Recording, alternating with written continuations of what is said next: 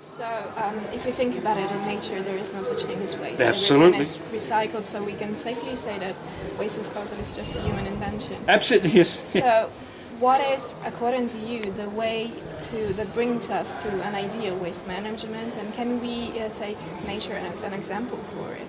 Yes, what you said is nature makes no waste. Nature is a very good example.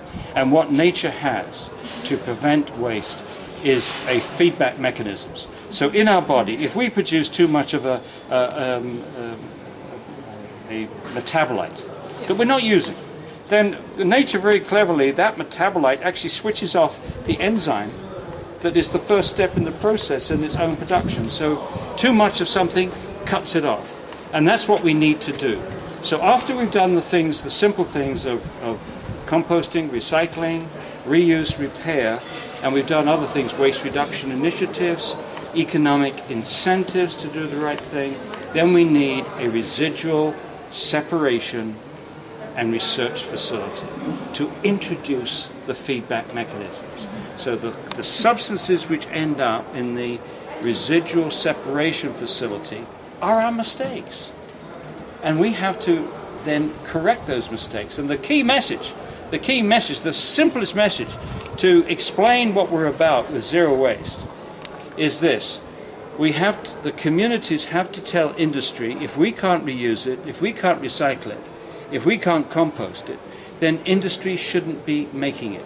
And that's zero waste in a nutshell, because it says we cannot get the communities to recycle everything. They can't do it because industry is producing a lot of crap that we can't handle.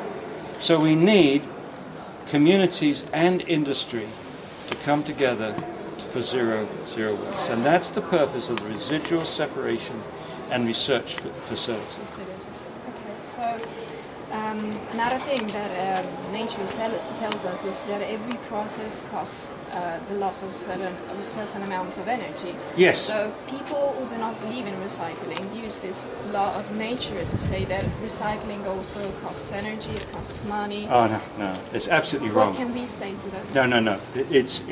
That's wrong. Basically, you've got to see the whole chain. The whole chain is extraction of raw materials, often shipping them halfway around the world, manufacturing of products, more transport, consumption, and waste. Now, if you recycle, you don't have to go back to the beginning. You don't have to extract the resources. You don't have to transport them halfway around the world. And you will find that energy saved there dwarfs the energy of costs of recycling. Yes. It dwarfs it. But of course it doesn't show up.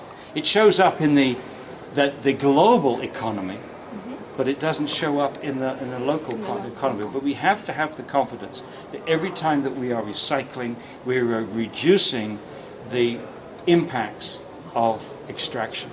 And if we reuse, we're reducing the impacts of extraction and manufacturing.